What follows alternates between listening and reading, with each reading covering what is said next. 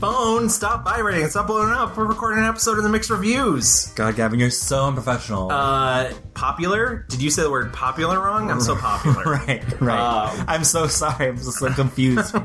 Welcome to the Mixed Reviews. I'm Gavin. Hi, and I'm Louie. And this is a podcast where we take a actress, actor, filmmaker, sometimes film companies, and we dissect them. Not frogs. Film stuff. And, so if this is your first time listening, thanks for listening. And, welcome. We're going to do something different this week, but before we get to that, we got some old business to take care of. We do have old business. Okay, and first of all, I can't believe I almost forgot. We got quite a bit of, I would say maybe blowback. I liked the person who I'm been trying to get comments on our show for a while anyways. So. So last week we talked about Pixar and, maybe didn't say the kindest things about the movie Brave. And, I like to think that I said some nice things, maybe. Yeah. Which is funny because I feel like every episode I'm the one who is, a lot more gentler in our critiques. But I've always found you very gentle. Thank Louie. you so much. That's what I'm going for. But yeah, so, thanks for everyone who got back to us. Brave, you have stans, so congratulations. I still don't like you. So here's our poll we ran. Oh, why internet? We ran our poll on @themixedreviews, which you can find on Twitter. Did you pull it up yet? I did pull it up. Okay, excellent. and this is the first. We have a tie. And literally we have a first place and a second place because both Ratatouille and The Incredibles came in at 21%, and WALL-E and Toy Story came in at 29%. And it was funny because literally the movies were like going backward and forward all the entire week. I was like, okay, yeah. Incredibles coming like strong out of nowhere. I was really excited at one point because WALL-E had like a big lead, and I was just like, yes, my WALL-E stands. No. But literally every person I talked to, which by the way, if you're my friend and you're not listening to this, I'm shading you right now because you need to start listening to this podcast. Trade. But I talked to a lot of people and I was like, oh, my pick was WALL-E, and everybody was like, not The Incredibles? I would have thought The Incredibles for you. And I'm like, I am not a one-dimensional creature. You have lots of layers. I do. And I'm currently wearing the superheroes on my shirt right now. So... but yeah, I was super happy that WALL-E... You know what I actually loved about this poll is just that people are so passionate in general about... Pixar that that it was two ties. It literally shows, all of these, and even in these, top, I chose, The Incredibles was the, I guess, outlier from, right. I was like, what do I fill in this fourth slot with? And that's the other thing about Pixar is it could have been, except for, maybe 2 or 3 movies, it could have been any of it. Right. You could have put Monsters, Inc. in there. Yeah. You could have put Finding Nemo in there. Yeah. A lot of people were like, I can't believe you didn't put Up in there, and I was like, well... I actually cut our discussion about Up out of the episode, but yeah. Oh, well... Yeah, we didn't like it as much as everyone else liked it. Yeah, absolutely. But, so that's great. What are we mixing this week, Gavin? So, and by the way, once again, just in case you didn't hear it, you can find those polls on the Mixed Reviews on Twitter. I'm just trying to social media push. Mm-hmm. I don't want to threaten you guys into doing it, but I want to push you towards it. He's a pusher. He pushes things. Anyone get that reference? Tell me later. Thanks. So this week we're actually doing our first, and this was mine. I pushed us towards this. Pushing. I'm pushing. Lots of pushing. I wanted to try doing somebody who was no longer with us, who'd had a very long career. So this is our first chance to sort of delve into Hollywood royalty. Yes. And this week we're doing Joan Crawford. Royalty, the actual Queen Bee. Yes, the Queen Bee. Exactly. Not Beyonce. I don't want any Beyonce stans coming after us. They will ruin us, end us. That's true. If there's one person in the media that has the power to take us down, it's Beyonce. Yeah. Everybody else, nope. Untouchable. Can't touch this. I regret saying that. Yeah. I regret saying that immediately. I can't cut it out either now. Gavin, save me. But I think we should head into our rewind and find out a little bit more about Joan Crawford.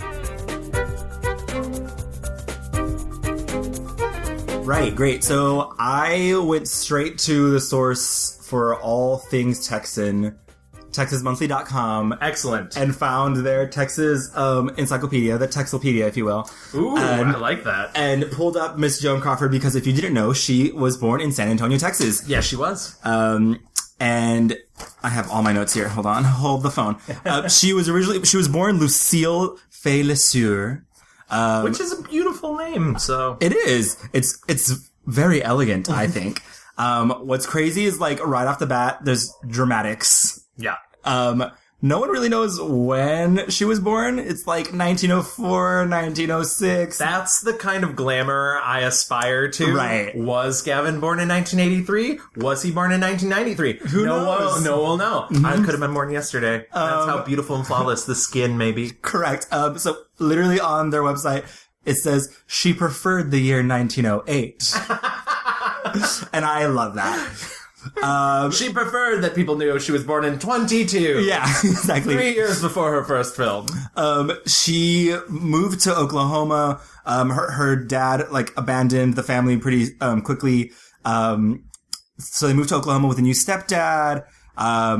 She had some, like, dark, troubled times. A lot of Joan Crawford is, like, she was, like, the girl who came from nothing. Yeah. Her stepdad, who she didn't know was not her real father, he sexually, was assaulting her when she was 11. They eventually moved to Kansas City. But she always knew she wanted to be an actress and a dancer. She really didn't. She's the original Ivy Lynn. That's for all you Smash stands out there. Oh my God, Ale, I hate that. I hate that. I was at a place in my life where I didn't even get that reference until you said Smash, and I was like, no! Put down the chair, Louie. She did not go to school after elementary school. She didn't get a formal education. And I saw an interview where she says one of her great regrets in life was not, getting an actual education. So she started dancing in, like, theaters. Yeah. And she was discovered by a producer in Detroit and started putting her in, little song and dance thingamabobs. And so she could dance too. Girl could dance. If you go online and put in your little Google machine, it'll find a YouTube clip for this movie she did called Dance Girl Dance, and she can cut a rug. And she can dance, girl. Yeah, dance. In 1925, MGM Studios made her instantly famous. They offered $500 to the fan who submitted the best new name for the studio starlet. Apparently, she says in interviews that they thought her name was too long for the marquee. How did you hit upon the name Joan Crawford? I didn't. They had a contest in a magazine, Photoplay magazine, I think it was, and the first choice was Joan Arden. So I did two pictures, Arden. Arden. A-R-D-E-N, like Elizabeth. And so I did two pictures under the name of Joan Arden, and a Joan Arden, an extra girl, sued Metro. Mm-hmm. So they took second choice, Joan Crawford. And I said, whew, sounds like crawfish. And Billy Haynes, my best friend, said, better crawfish than cranberry. It's served with turkeys. I hope you never make one. And yet, it stuck. She was, she was only 5'3", which is a fun fact. Yeah, which is crazy because you look at her in movies and you do not think she's a short woman she's at all. Like dominating everything. One of the things like that's immediately recognizable about her is her huge shoulders. Apparently her shoulders are so wide that a studio courtier, a designer. There you go. Despairing of reducing them, decided to exaggerate them instead because it was just too much work to like hide her shoulders, and so her padded shoulders became her fashion trademark. How did you come to get the part of Mildred Pierce? Well, I think God had his hand on my shoulder because Mr. Mike Curtiz hated me. He wanted Barbara Stanwyck. He wanted no part of me. He said, I don't want those big, broad shoulders. She wears padded shoulders. And I said, well, so I went to Sears Roebuck. Oh, yes. And I bought off the rack 3 dresses to test in for just house dresses. Now, when I first started in pictures, Adrian said, I've never seen such big shoulders. She should be the female Johnny Weissmuller. So, Adrian said, I can't cut her shoulders off, so I'll just exaggerate them. So that's how the padded shoulders came in. So Microtis said, I hate those big shoulders. I hate them. I hate them. So one day while we were testing, he hated me so much, he said, I hate you. And he tore the dress off me. And thank God I had a bra on. He said, my God, they're hers. Not these.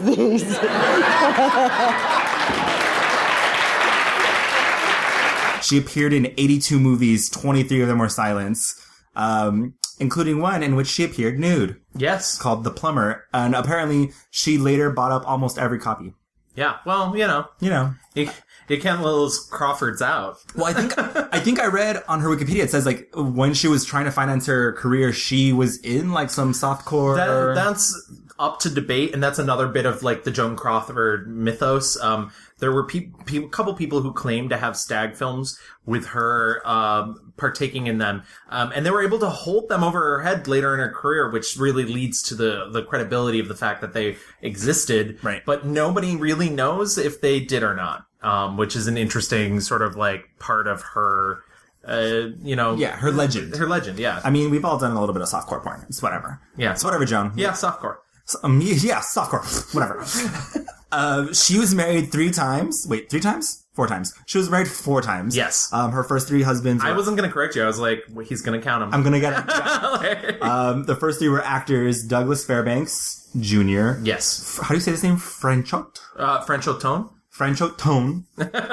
Which literally sounds like a trombone. Yeah. He's kind of a wet blanket. And he's in a bunch of movies with her. So. And Philip Terry. Her 4th was Pepsi-Cola executive Alfred Steele. Yes. I like how here they say, whose product she habitually spiked and swilled. Yeah. Shade, but true. She starred in 8 movies with Clark Gable, more than any other leading man. They also had an off-screen romance. Her arch-rival, Bette Davis, once sniped that Crawford, quote, slept with every male star at MGM except Lassie. Bitch! Her legendary feud with Davis began in 1935 when Bette dallied with Franchot Tone. And Davis's 2 Oscars further enraged her. Yeah. Crawford got her revenge when she was signed by Warner Brothers, which was Davis's longtime studio. And then, of course, they later had Whatever Happened to Baby Jane, which is, kind of also the topical reason why we're talking about Joan, because not only Feud was a huge success, it got like 1 million Emmy nominations, Olivia de Havilland is now like out of her like hermitude to like comments, which is crazy.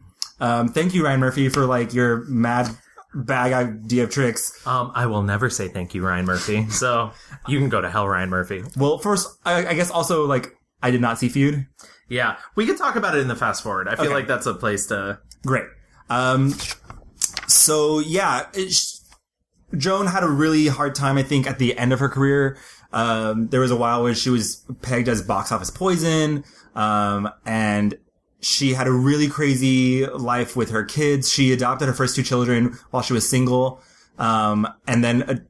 did she adopt the twins also? Yes. Yeah, she was the mother of 4 adopted. Yes. Yeah. So she adopted all 4 of her kids. She was also she was known as a philanthropist, but she loved doing it on like the DL. She loved giving extravagant gifts to like every person on set all the time. And she loved being a star. Yes. I think there's a great quote that's like, no one made Joan Crawford a star. She made herself a star. She was like putting herself out there, going to Hollywood parties, showing off with her dancing skills that she could be a star.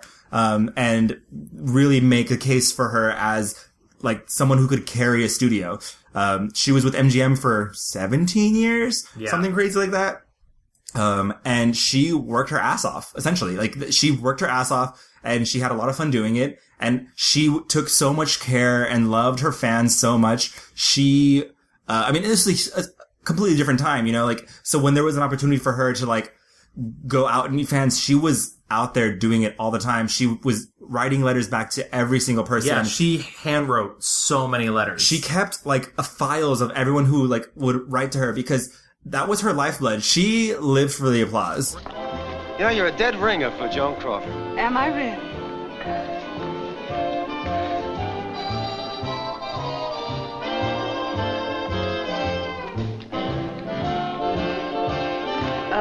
Don't look now, but I am Joan Crawford.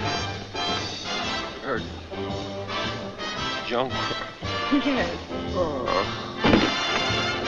Oh, somebody get some water. Quick, he's fainted.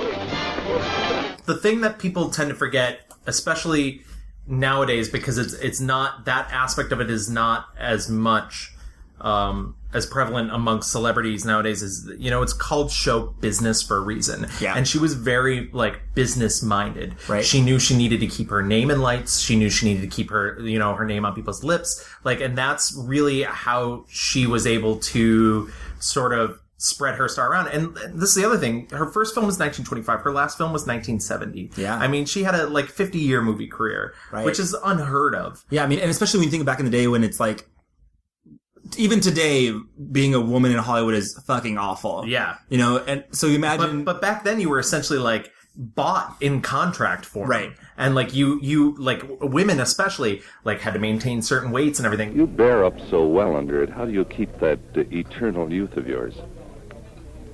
I drink Pepsi. Do you, besides Pepsi, have a special diet you follow? No, I eat very well.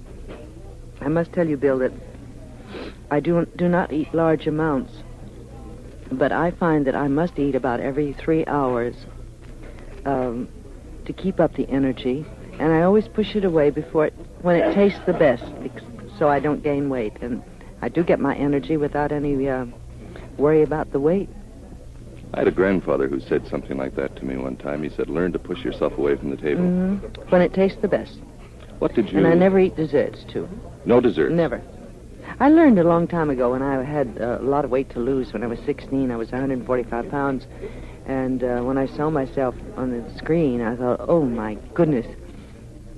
So I learned at 16 and up through 18 to not like the things that were not good for me. And you can do that, You can. You train yourself. Yes, you just train yourself. Anything that isn't good for you, cut it out. It didn't matter how good of an actress she was because she was a contract person. So they could turn her down based on looks alone. Yeah, and she also, I think, worked very hard to prove that she was an actress. And it's crazy, though, because she definitely, on purpose, has built this persona, or she built that persona. Yeah. And she enjoyed fanning those flames. She was not above, I read something that she was at a premiere and she wanted to go out and see the fans, and they were like, you can't, you'll start a riot. And she was like, oh, I'll put on a disguise, it'll be fine. And she proceeded to put on an aggressively huge hat, a big brooch, a diamond brooch, huge glasses, just being the most ostentatious, ridiculous. And literally she stepped outside and 1 second later people were losing their goddamn minds. It's she knew what she was doing. And so she liked that type of attention and, the drama. She loved it, and it kept people talking and kind of the allure, the mystique of who Joan Crawford was. And still to this day, people are like, who was the real Joan Crawford, Yeah. And that's one of the things I do want to, you brought up the kids, and I figure we'll just get this out of the way right now. We're here basically to, we give a background on the person. We're not here to judge their private lives. Obviously, one of the big things about Joan Crawford when you talk about her is you sort of have to talk about Mommy Dearest. And Mommy Dearest was a book her eldest daughter wrote after she had passed away about the abuse she suffered at the hands of Joan. And, it's horrifying and awful, and nobody should have to go through that. But also, we're not really here to discuss that. Yeah, so, and it's weird. But we can both admit, it's gross. It's bad that it happened. It's super gross. Yeah. But it's also, I've read so many people, biographers have said, Christina, made up a lot of the things or exaggerated things. And I am not one to be a victim, not believing that at all. But it's depending on who you talk to in her personal life. There's official biographers who say they don't believe it. There's official biographers who say they absolutely do believe it. Right. There was a huge split amongst the children. Christina and Christopher agreed. And they were older than the twins anyways. Mm-hmm. So, there's a good chance that if stuff happened, it occurred before the twins were in the household. Their experiences were probably very different. Were very different. Christina and Christopher claim many things happened, and the twins claim that they never saw anything like that. So, and to be noted, Christina and Christopher were cut out of her will. Right. And I'll talk a little bit more about the movie Mommy Dearest when we get to our fast forward, but the movie Mommy Dearest, even though it's based off the book, feels like with its final line that it's essentially saying maybe Christina's making it up, because she says like, you know, like, that's it, she's won, and her final line is she's like, maybe not yet, or something like that, and it feels like, oh, well, she's gonna write this for revenge. Yeah. And once again, we don't know. We don't know. I definitely not victim blaming Christina Crawford, because what she describes is horrible for any child to have gone through. Right. But I mean, it's a very sad portion of Joan Crawford's right, life and it's also just like, it's crazy. This woman was so interesting and like layered, and you know, the claims of violence is horrifying. But then you hear about, you know, she left so much money to charities and was giving like all this philanthropy. She was also best friends with a lot of gay actors, right, and like held their cause close to her heart. And so yeah, she's a extensively interesting character, and I'm really glad we got into her this week, because I had only seen one of her movies before, The Women, and I saw it like in college and I loved it. But for a long time I thought like movies, like these old movies in the 20s and 30s were like inaccessible to me. Like I was like nervous to try to get in there. But they're so good. Yeah. They're so fun, and like there's movies just aren't made like this anymore. Not to say that all these are amazing, but like yeah. But like the writing and like the comedy and it's just like so like now it's like, oh, everything's so campy, or like it's campy, but like back then, like, this is so sincere, you know? And I'm glad you had such a good experience, because I worried about this. I actually asked you on the walk over here if you'd seen many older films, because I was sort of the reverse. And this is going to sound silly. It's not meant to. As a colorblind American, as I like to say, black and white movies were incredibly accessible to me as a child, because I didn't have to worry or feel stupid if I didn't recognize, because part of me being colorblind is I have a tendency to ask, like, what color is that? You know, and that's not something everybody's used to in their normal life, because it's like, why did this kid learn his colors? So black and white movies have always been a big part of my life, because I could relate to them in a way that you live life in black and white. Yeah, exactly. Oh my God. Wow. But I could relate to them in a way that, like, perhaps, you know, other people weren't, you know, at such a young age, because I know so many people who think black and white instantly means boring. And, and it doesn't. It absolutely does not. Yeah. And there's so many, that's the other thing about Joan Crawford's career, is because she started in silent films.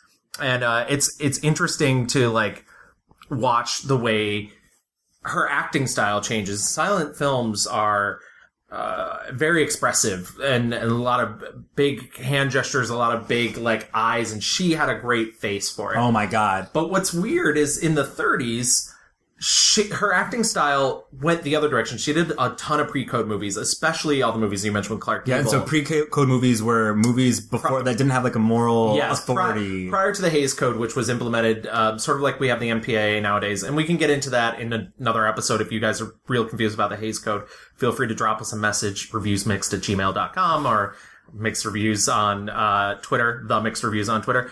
But the Hays Code was there to sort of like, you know, like religious people couldn't be bad, and like, no one could be a sex worker, and nobody could do drugs, and nobody could swear, and nobody, and like women couldn't be like real sexual beings, and it's like essentially like, you know, everything was pious, and like, you know, and so a lot of the movies, and you feel that, but the pre-code movies, it's like they're racier, they're edgier, and then when you get into the code movies, it's like the late 30s, 40s, 50s, like it all kind of, you're like, oh well, even all this tension and drama, you know, in the end, it has to go back to her being good, right? Or like, you know, there's a lot of these, or she'll be punished for it. Right. That's the other thing. Like it's either like she has to end up being like a pious person during the Hays Code period, or she has to die, or it's even like she's set up as a character who's like maybe bad in some way, but then like as the movie goes along, it's like surprise, in the end it was someone else, or like someone tricked her into duping it and she's been good this entire time, and I'm like, oh, well, that's boring, bye. But yeah, so in the 30s, like her acting style got a lot smaller and a lot less expressive, and it was sort of interesting to watch, because that's not a time period in which there was a lot of small acting. You know, one of the things that made Bette Davis great is she had that sort of exaggerated, like everything was real dramatic to her, and it's interesting to see, because I hadn't realized that. I hadn't seen as many Joan Crawford movies as perhaps I thought I had. You know, you mentioned she did 83 films. Right, yeah. Which is crazy. And so it was interesting to see that. And then it was also interesting to see that in the 40s, she got a lot bigger again. And I think it was just because of the code, because of melodramas became really, really big. Noirs became really big post World War II in America, even though noirs existed prior to that. And if you go to film school and somebody says, "Oh, noirs were invented after World War II," the French were doing them way before. You're a liar, Dina. Exactly. So she's a really interesting person to watch, and to be able to see her career change as it goes, and sort of you know, how she performed in that. Totally. She like lives, like there are certain modes that you'll find her in. In the early days, she's like the flapper girl. She was the flapper girl. Absolutely. And because she could dance, she was gorgeous. Seeing her on screen, it made me think like, oh, this is why Anne Hathaway is as famous and as popular as she is, because she has the great big mouth, the great expressive eyes. She's gorgeous, and she's the girl that you can like connect with. So she was the flapper girl. She was the girl from like Hardscrabble, nothing, trying to make her way up. She was, then she turned into the mom. Yes. And she's either... And that started really early for her, actually. And she was either like the pious, good, oh, I can't believe, whatever mom, or she was the bitch. Yes. Like the crazy mom, like unhinged. And then like in her later career, it turned into this full on... Like camp. Camp. You know, there's a certain phrase that gets uttered, especially post Baby Jane, called hagsploitation. Yeah. And she became a big focus of that. She began working with William Castle, who's a really famous horror didn't director. Baby Jane start that? Yeah, so it's the impetus for hagsploitation. Right. And and so that sort of, her career didn't end on the highest of notes. But the fact that she kept working, I feel like, is really admirable regardless. Yeah. I mean, she was, at the time, she was also very much into alcohol, and it was not a good, you know, she retired, she became sort of a recluse about 7 years before she died, because she saw some really unflattering paparazzi photos of herself and decided she just didn't want to be in the public eye anymore. Yeah. I think I saw one of her last interviews, and it's crazy because she was beautiful from like her entire career. Yeah. But you just know that she cared so much about the way she looked. And can you imagine like seeing a picture of yourself and being like, I'm never going outside again? Yeah, exactly. Bye. I can actually imagine that. But anyway. Too real, Gavin? Yeah, exactly. Too real? I think it's time. But yeah, so that's Joan Crawford. We should move into our tops and our bottoms.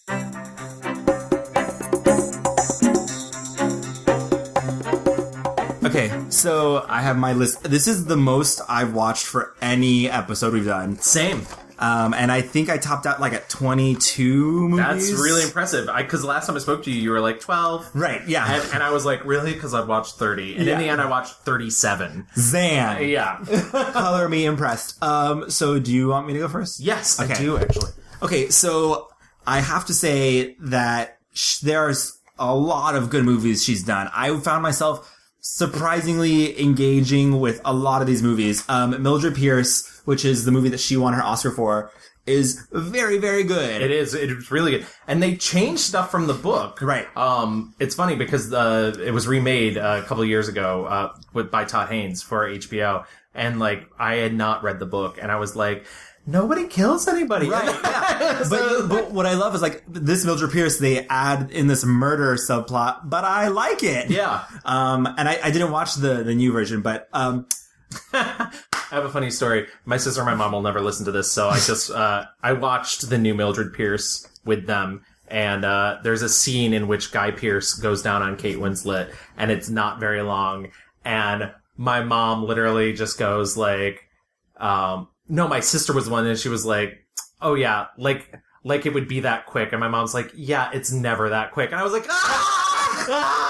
like, no, ladies, no.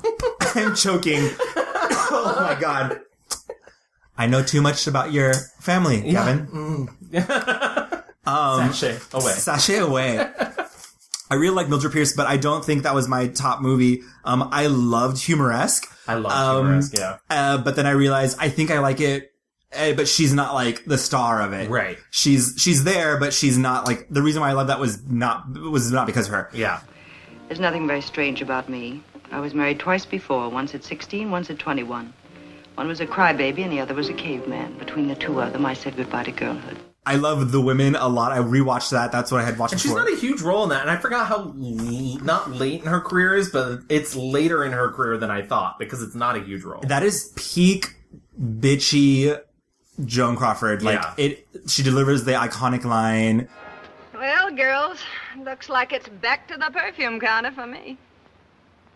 And by the way, there's a name for you ladies, but it isn't used in high society, outside of a kennel. So long, ladies. As Crystal Allen, she's the best. But my pick, and the reason why The Women isn't my pick because it ends in a really weird way. My pick is her earlier Possessed. Oh, the first one? The first Possessed. Okay. Oh, that's another interesting thing about Joan Crawford. Joan Crawford was in 2 different movies named the same thing. Right. Years apart, because there's the 1947 Possessed, and then there's the 1931 Possessed with Clark Gable. And I'm choosing the 1931 Possessed. This is pre-code. Yes. And it was crazy because, like, I mean, when you find these movies, like, they're not in great quality. Yeah. And so I was like, oh, I don't know if I can, like, hear everything. But the story is so good. And, so Possessed essentially is, she is, like, she's a poor girl living in, like, a mill town, like, and she's a factory worker. Yeah. And she, a dude who also works in the factory wants to, like, marry her, and she's like, I want to do other shit. She's like... That's a pretty word for word. Like, literally, she's like, and do what? Marry you and, like, be here forever? Boo, bye. I want to go, like, get lit, get rich, like, have fun. And she literally meets a stranger, at a bar. Say, what do you do in this godforsaken spot? Work in a paper box factory. Oh, go on. Nothing like you ever came out of a paper box. But I mean to get away. Ooh, naughty, naughty. Off the big city to be done wrong by? To be done right by. Now, is that a nice way to talk? Don't tell me you're not a country maiden with a heart of gold beating beneath your flannel nightie. Oh, I can't bear it. Come on, you must have a drink and complete my ruin. What is it? Who cares? The label says champagne. But you can't drink the label. Getting wasted, and he's like, oh, I'm from New York. Like, it's the best. You should come, like, whenever. It's super cool. And so she just decides to just, like, take off. She goes and sees him, and he's just like, who are you? What? And she, like, and he just tells her, okay, well, here's the advice I give you. Like, find a man who's got lots of money and who can, like, take care of you. And that's how you make it in society.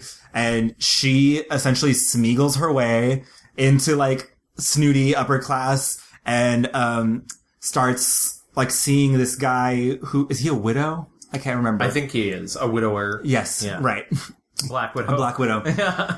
And they carry on this relationship. They don't get married. To protect her reputation, though, they tell everyone that she's a widow, and she's, like, living off money from her dead husband, but they're basically fucking and having lots of fun on the DL. And she makes a name for herself in society. There's so many great scenes between them. Like, she really did have so much chemistry with Clark. Yeah, it's insane. And he then is like some big, like, states person wants to make him governor or run for something, and senator, I think. Yeah. But they'd say, you know, you're gonna have to get rid of that girl because people are gonna talk. And she overhears this conversation where he's like, no, I'm not gonna do it. Like, I love her. I'm not going to run for this. Like, and she overhears it. And because she loves him so much, she lies to him and says, I don't want you. I don't need you. Go away. Bye with you. And so he runs and he's heartbroken. And there's a great ending scene where, his competitors are trying to, like, fuck with him and, like, fake news him and whatever. Yeah. And they throw out a bunch of, like, flyers with her name. Yeah. Like, who is, whatever her name was, Miss Hollandale or whatever. And so they're like, who is this woman? And blah. I'll answer that question. She's nothing to Mark Whitney. Yeah? Well, how do you know? I am Mrs. Morland. I was in his life once, but I'm not in his life anymore. He belongs to you, all of you who are here tonight. Yeah? Well, he don't belong to me. Me neither. No, of course not, because you were hired by his enemies to play this contemptible trick. Men who can be bought and sold have no claim on Mark Whitney. After all, what is this crime they've unearthed against him? Is he a murderer, a thief, or a liar? No, worse. He loved a woman, and she loved him. Do you want to tear his heart open? Do you want to pry into its deepest secrets? Well, you don't have to. I'll tell you what's in it. Everything that was fine and honest and chivalrous that he did for a woman. How many of you could get off so easily? How many of you could face the white light of publicity? Could you and you and you and you? Be honest, men and women. Don't let the cowards rob you. Mark Whitney belongs to you. Keep him. She's like, and who cares? We're in love. We're having fun. Like, we're fucking and it's awesome, guys. This man's cool. Vote for him. And then, I'd like your Adore Delano version of that. Yes. I mean, guys, party. But it's such a fun movie, and seeing her kind of like a lot of these movies are about like a trick or, you know, being someone who you're not or trying to fit in. And so this is a classic of that, but also they are, you know, it's not like where she's like, oh, I love you so much, please marry me. Like a lot of her movies are that also. Yeah. And this movie just dispenses with that because they didn't have to like live up to any fucking moral code where it's like they needed to be this type of couple. There's a lot of really great pre-code movies, but that one is probably the highlight of those specific. And it's funny because I wrote down everything I watched and I was like, okay, I liked this, and I revisited all of them and I was like, oh wait, I really fucking liked this. And a lot of the movies that I do like of hers, some of them still give me pause where I'm like, oh, well, like, they punish her for doing XYZ in this movie. Right. Like, she ends up going back to the guy who cheated on her in that movie. I'm like, oh, and that's a sign of the times of the movies that are made, of course, but this movie doesn't really fall into any of that. Yeah, it's not judgmental, really. It's not judgmental at all. She makes her own decision where she's like, you know what? I am going to remove myself from this relationship to help better my partner who I really care for. And then when he's confronted by it, and people who are asking about him, she's like, you know what? Fuck all this. I'm gonna like stand up and do what I want to do. And so, from the beginning to the end of that movie, she is, firm in her stance where she's like, I want more. And I want more and I'm not gonna be punished for wanting more. Which happens to her a lot in other movies, which is sad. No, I like that. That's a really good choice and a very unexpected one. Thank you, Gavin. Because we both watched so many movies, I knew it was going to have to be unexpected. I did also have humoresque really up top. I think part of what's great about humoresque is it's so over the top it's from 1946 and that like music. It's like wall-to-wall classical music. She's like constantly smoking. Everything's shot through something, like shot through a glass, shot through smoke. Like she's wearing glasses. She doesn't give a fuck. Yeah. Like, there's a great featurette on how they made the main actor who I thought was so dreamy in that movie. And he died like shortly there afterwards. Really? Yeah. He died at the age of 29. It's John Gavin, right? Or no, not John Gavin. No. John Garfield. That sounds right. He's like such like a manly. Yeah, he died in the apartment of a female friend in her bed, even though he was married to somebody else. Dramatics. She claimed to be sleeping on the couch when it happened, but okay, Chicago. I've seen this before. Exactly, but he wasn't wearing clothes, and the humoresque is about a violinist, and there's incredible like violin playing, and they essentially had him put his arms behind his back and had a professional, like one of the best in the world. They had to do a lot of tricky shooting. I'm like fucking violining. No one can see me. It's fine. Everybody knows you're miming. Yeah, I once played violin once. And that's true.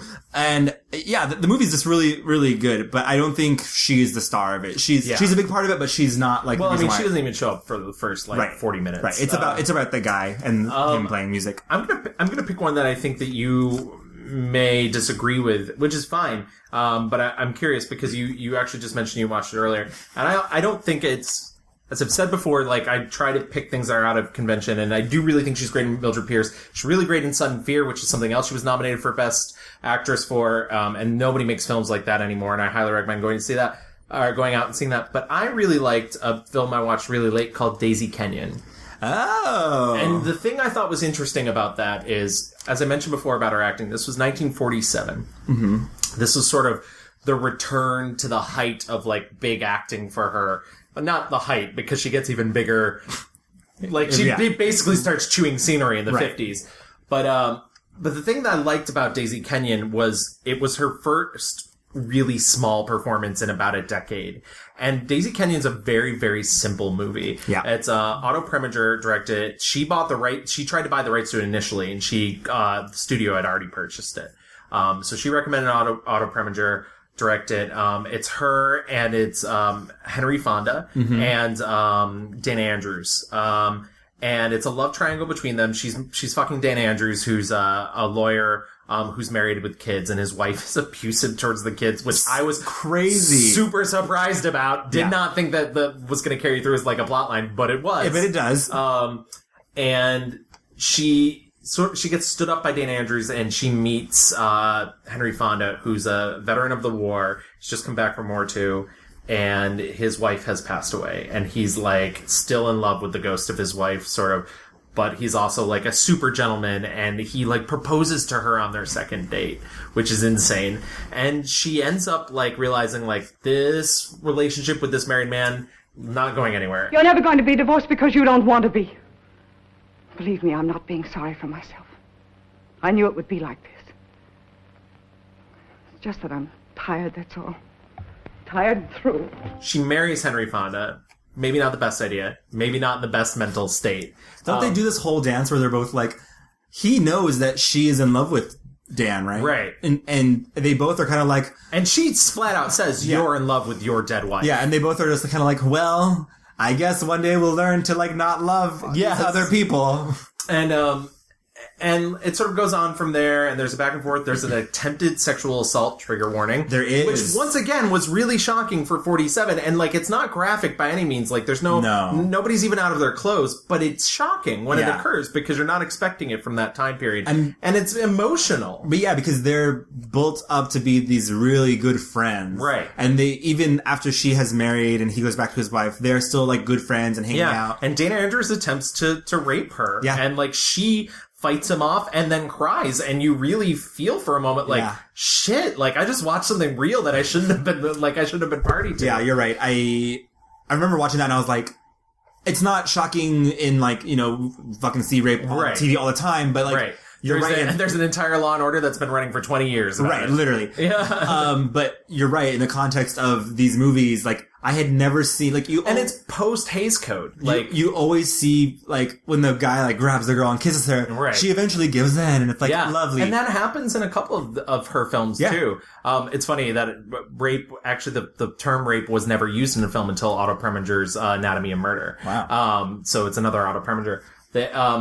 So, essentially, in the end, Dana Andrews comes to her and he's like, I'm divorcing my wife. My wife wants to make our affair very much similar to your, he's like, she's going to drag your name through the mud.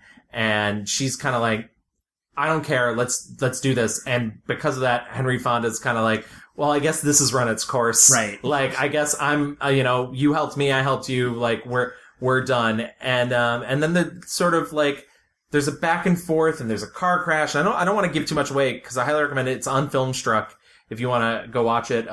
But the love triangle has a really satisfying resolution.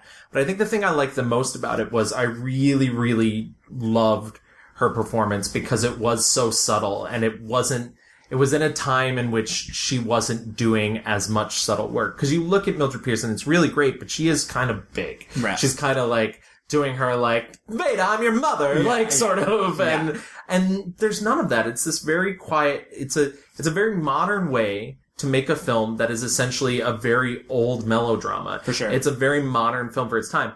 I'm recommending this against caution because I will say, in the end, no one liked the movie. It's since been reevaluated by a lot of critics and even some like really professional critics have named it as one of their favorite films. But like Otto Preminger did an interview in the 70s where he said he literally didn't remember making the movie. And Joan Crawford was asked about the movie late in her career and she said, oh yeah, that one's a real stinker. Had Otto not directed it, nobody would have cared. So like, I mean, but I think what it is I think like our context has changed for that style of movie. It's very simple and just very well done. And I really love the way Otto was a beast. He's a jerk, but like he could direct a movie. Like, ask me what I wrote down next to that. Please tell me what you wrote down next to Daisy Kenyon because you mentioned it on the walk here and I was like, oh, he's going to hate this. I wrote 3 words. boring love triangle. See? But that's the thing. Like, I think, like, I think you either get invested in it or you don't, and I can't blame you for that. It's just like in this, like I told you, all these movies were bleeding together for me, and a lot of the movies are like a twist, murder, like, and so, I think I do like my Joan a little bit unhinged. I like her. And she's really great when she's unhinged. We talked about Straight Jacket, which is like one of William Castle's movies, and she's really fantastic in that movie. I love it. Leave me alone! You let go of me! Listen to me! Just call me Lucy. I wouldn't like my little girl to think I was trying to take her fellow away from her. Carol and Michael are going to be married! And nobody's gonna stop it! Queen Bee is another movie that I really enjoyed her performance in. It's essentially like knockoff Tennessee Williams. It's Cat on a Hot Tin Roof if she were playing Big Papa. Or Big Daddy. Sorry. Big Daddy. Oh, Eva. You should have been here. Beauty's been making decisions all by himself. About Carol and Judd. They're getting married right away. Oh, that's wonderful. I was hoping they wouldn't wait. Oh, I'm so happy for them. I don't know what... She can be really good, Big, but I don't know, to me it felt like much more of a return to sort of what she was doing in the 30s, but with a more 40s pressure on it to be like the good girl. Right. And whatnot. Yeah, I mean, I forgot to mention Joan winning her Oscar for Mildred Pierce, and how she was so extra that she did not even go to the Academy Awards. No, she laid up in bed. And she will tell the story. There's interviews of her saying how she was sick, and the doctor said she couldn't go. But a lot of people say that she was too nervous. And she was too nervous because, and so she literally was laid up in bed. She wins the Oscar and she got it, had delivered. And as soon as she had it, she like opened her house to all of, you know. And in Christina Crawford's version, she's neither. She was just trying to make a scene. So, I mean, any which way, it's so extra. She like literally, there's a famous picture of her in bed holding her Oscar. Yes. Like, she invited all these reporters and photographers to be like, because, I mean, can you imagine, like, she's even said, you don't understand what these Oscars mean to us. Yeah. My doctor was with me, sitting on me. Literally holding me down in the bed. Because I was ready to get out and go because I had received the nomination and I was so grateful. I don't think the public knows what that Oscar means to us. It is one of the most emotional things that can ever happen to a human being. Why do you think it is? Because it comes from your colleagues or what? It comes from the people who work with us and who work in the same industry. We are chosen by them, not the public. She didn't have a profession. She had a life. And yeah, maybe that's literally. We haven't even talked about Baby Jane though. No, we haven't. Do we care to mention Baby Jane? Listen, Baby Jane is its own thing. I think if you're going to talk about Baby Jane more than anything, you need to really talk about Betty Davis. Betty Davis is the one that's pulling the face in that movie. But it's fine. It's fine. It's a little overrated, and the people think. I watched it and I was like, that's it? Yeah. It's more well known because of the feud between them. You know, and that's she rarely spoke about the feud, but she did one time mention it briefly. I'm sure you must get very bored by the constant fiction that you and Bette Davis are positively daggers drawn. She'd kill you if she heard you say Bet. She's a fascinating actress, Betty Davis. I've never had time to be friends with her because we only did the one picture. Well, watch Baby Jane and judge for yourself, audience. But like, I mean, it's certainly like very interesting and like, you know, birthed this new movie style. And and also Robert Aldrich was like a seasoned director at the time, and he did a lot of really interesting things with that movie. And but you know, not every performance can be amazing, especially in a 50-year career. So we should probably talk about our least favorites. My 1-star review goes to Autumn Leaves. Oh, really? Which is also Robert Aldrich. Really? Yeah.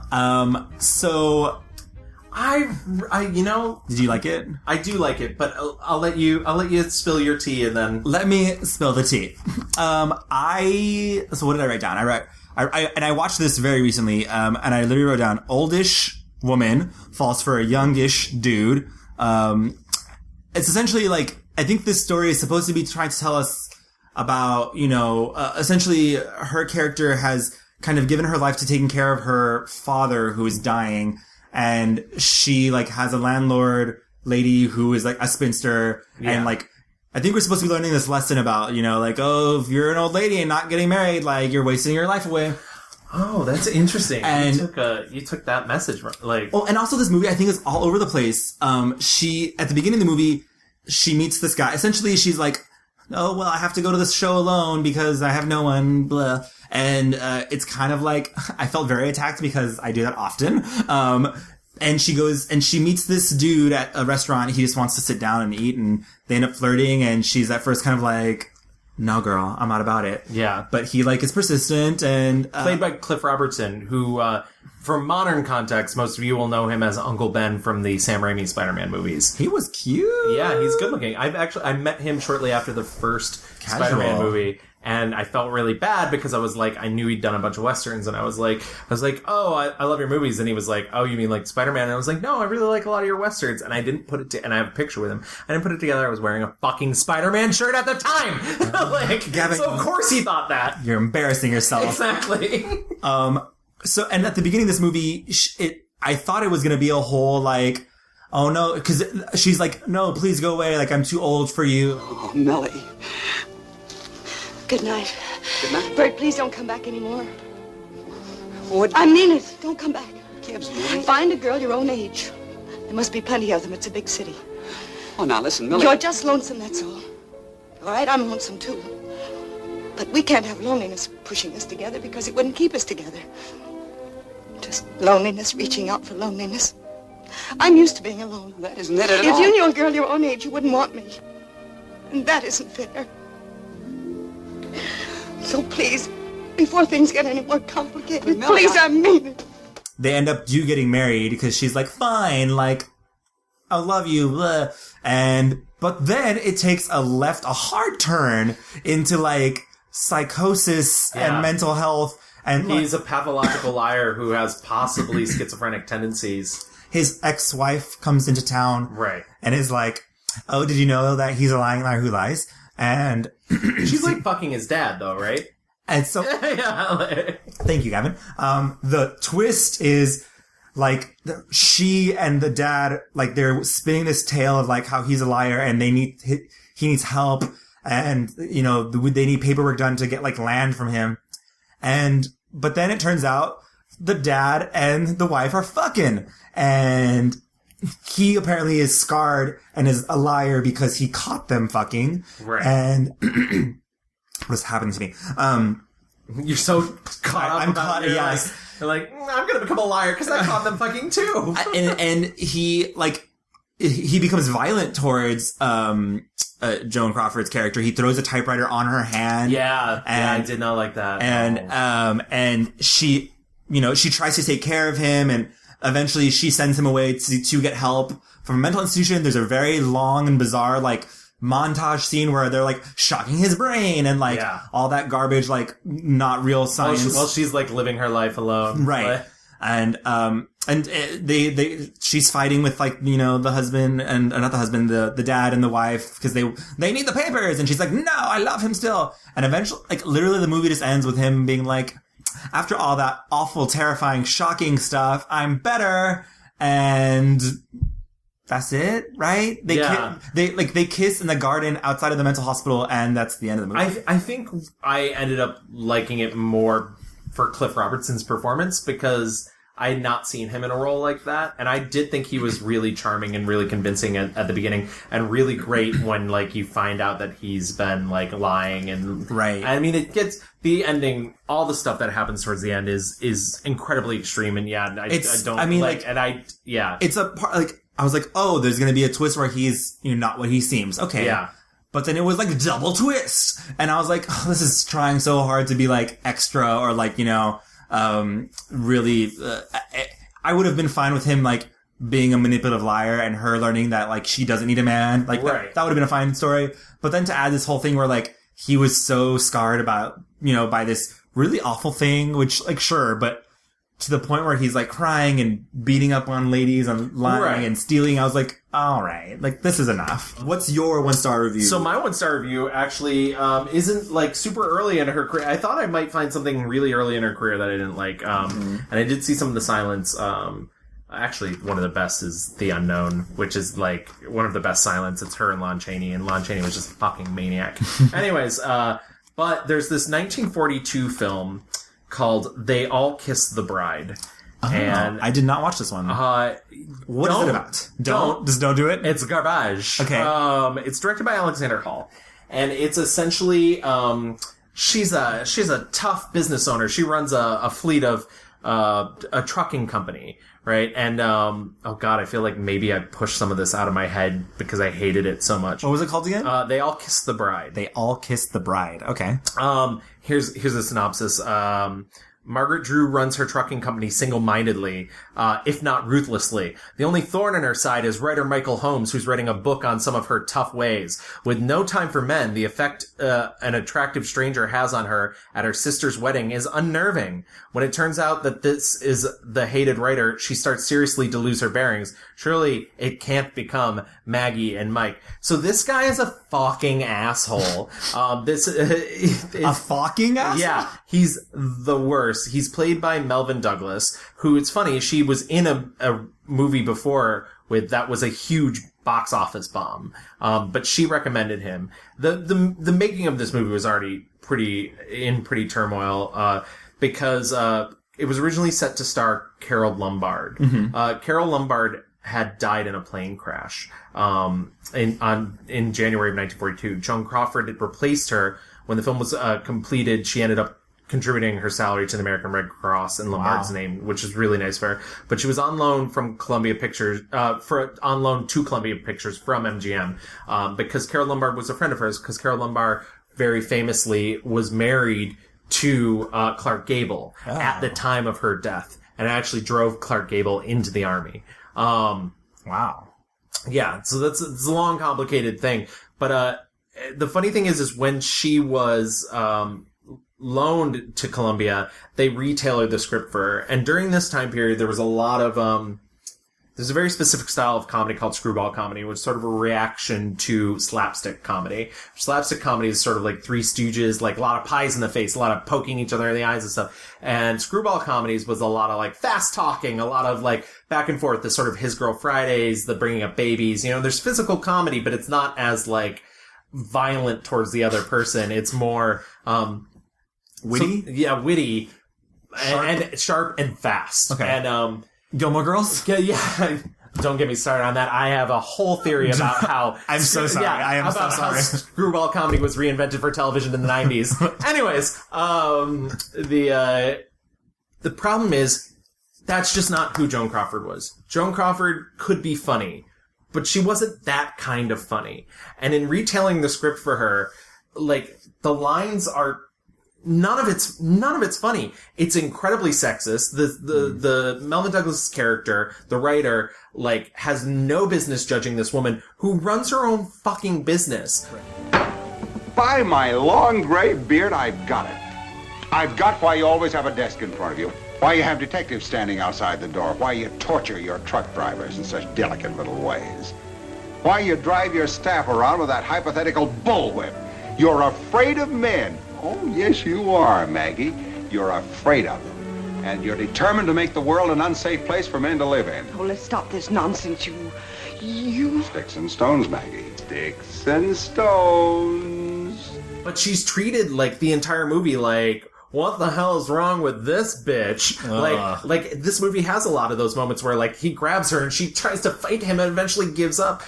There is one funny scene, that I did enjoy. There's a scene earlier in the film where they go and they do, they swing dance together, which she could dance. Yes. And this is the early 40s. You hadn't seen her dance on screen for at least, like, 5 years, you know? And later she's like remembering it in her office and she like starts to like Lindy Hop alone. Like, and then somebody catches her and she has to be like, oh no, I'm a businesswoman. Right. Like, and that was the one funny thing that happens in the movie. But like, yeah, the movie is just a complete sexist disaster. I know she was doing it as a favor, but it feels like she doesn't want to be in it. Right. And I mean, it was her friend who passed away, so I could see her, definitely not. It never got favorable reviews. Melvyn Douglas is terrible in it. She's not great either. You're like, it's terrible here, terrible there. Yeah, and there's a reason it's mostly forgotten. And like, it's not even fun. Some of these movies that I would like to recommend some other movies that like are bad but are fun, like Flamingo Road. Right. That's her in like Sydney Greenstreet. She plays a woman who's dating it's another politician. I put Circus Lady Falls for Sheriff. Yes, exactly. Field's going to the state senate. One of these days, he's going to be governor. A man like that's got to get married. Stay married. Happily married. That's fine, but I've got a right to live, too. You know, when I was a young fellow, I once had a job at a warehouse. There were rats there. I didn't pay no attention to them. One night, though, I went to sleep, and a rat near half chewed my big toe off before I knew what was happening. After that, I went around and plugged up all the holes. As long as I kept the holes plugged, I didn't have nothing to worry about. That's how I kept my toes all these years. I won't be run out of town this way. And Sydney Greenstreet, who's like a crime boss, like tries to drive her out of town, and she comes back to get her revenge. And Sydney Greenstreet's great and is very twisty, drawl. That one is one I would recommend. That's not good, but like the performances are great. The other one, Female on the Beach. Female on the Beach is a movie where it's just fucking bad wall to wall, but so much fun. It's a noir. It's like ridiculous. Where it's like a young quote unquote young. He's gray, but like a young man like tries to seduce her for his money. Yeah, because his aunt and uncle like are using. Yeah, they're con people. Yeah, it's weird because also at the end they like find another boy to like start using. Yeah, I'm like, I know. I actually like midway through the movie, I was like, I don't think they're really his aunt and uncle. Right. I was like, wait, they sort of they collect hot men to seduce rich women, yes, for their money, and there's like a big twist at the end, and it's a lot of fun and really stupid. But it's also like a really bad movie. It's ridiculous, for sure. Was there any ones that you would like recommend just on that while we're still doing bad ones? But yeah, so I guess that would be. I think that's it. Yeah, we should move into our fast forward.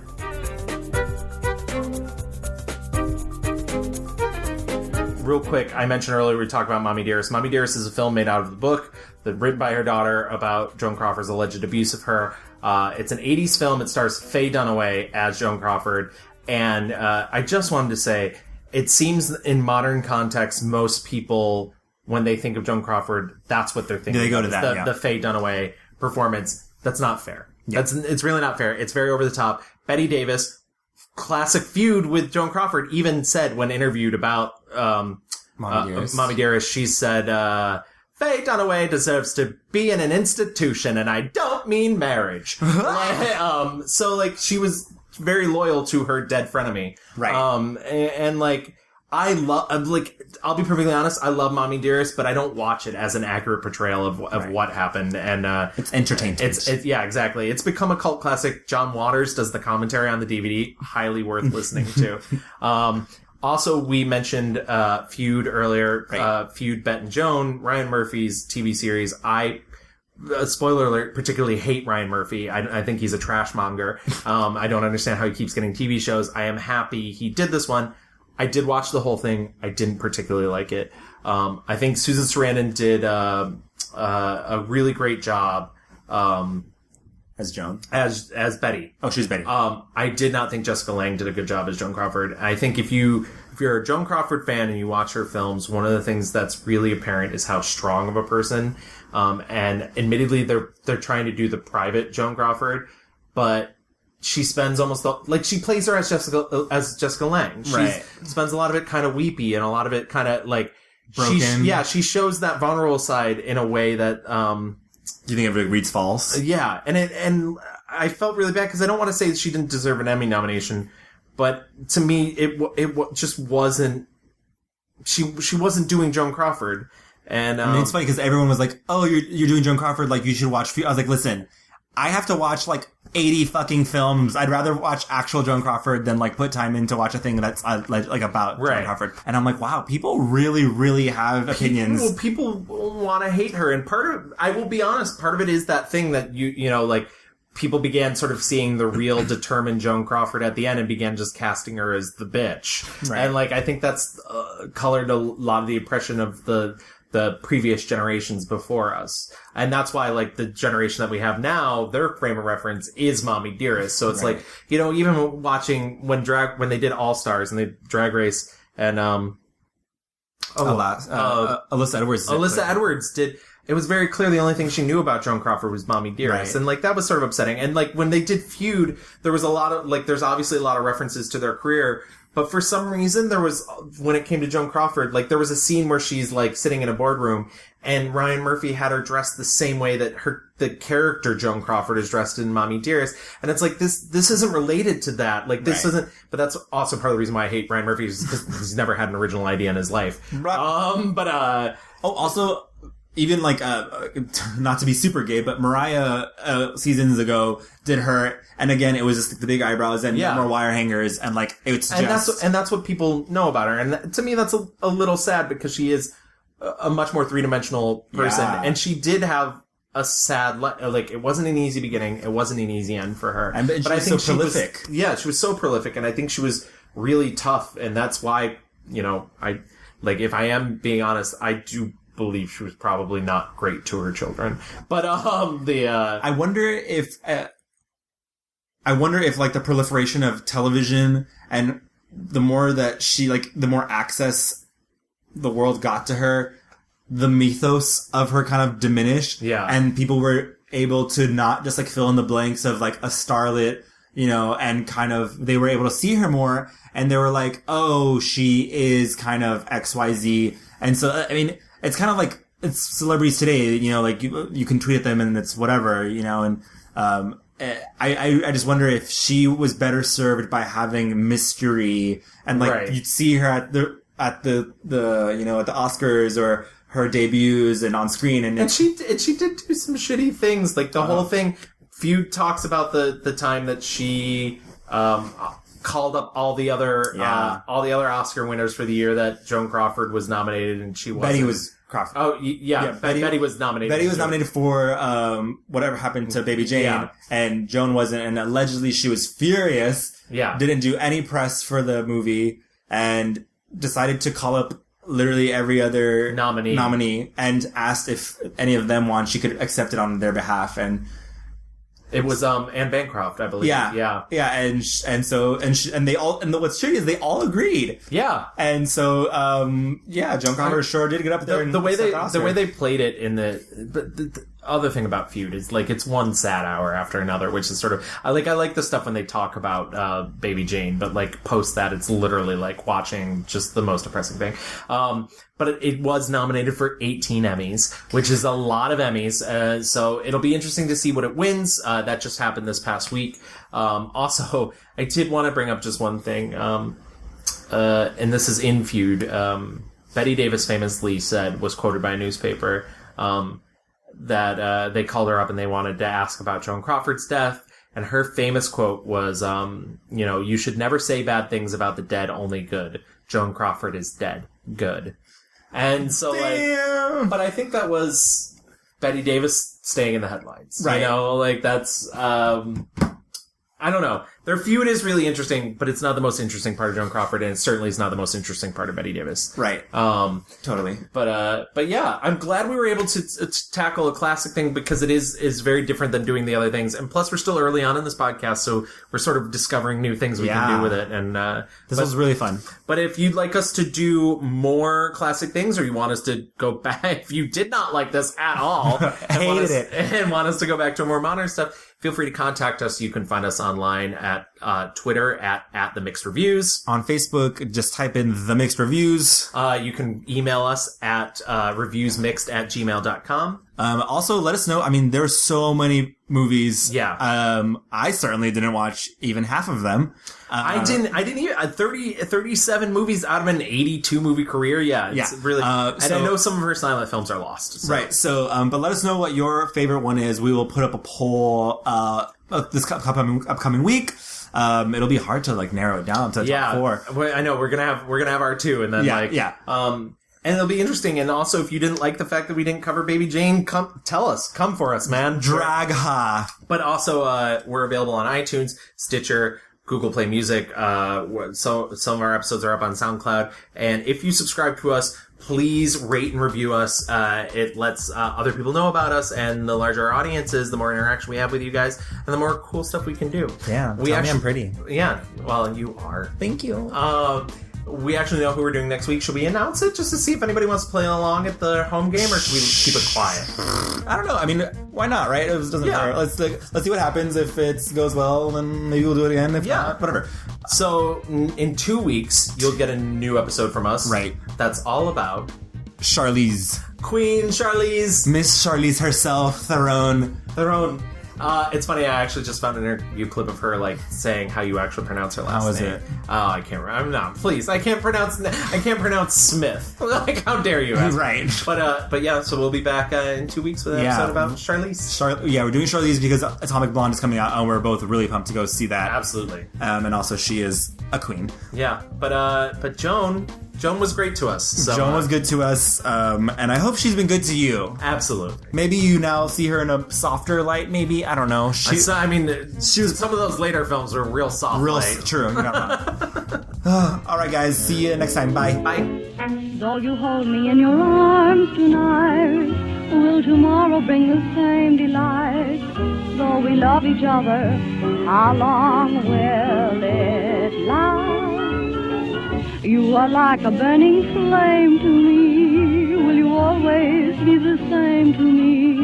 Though I taste your kisses, how long will they last? Whatever you may do, this heart of mine is true.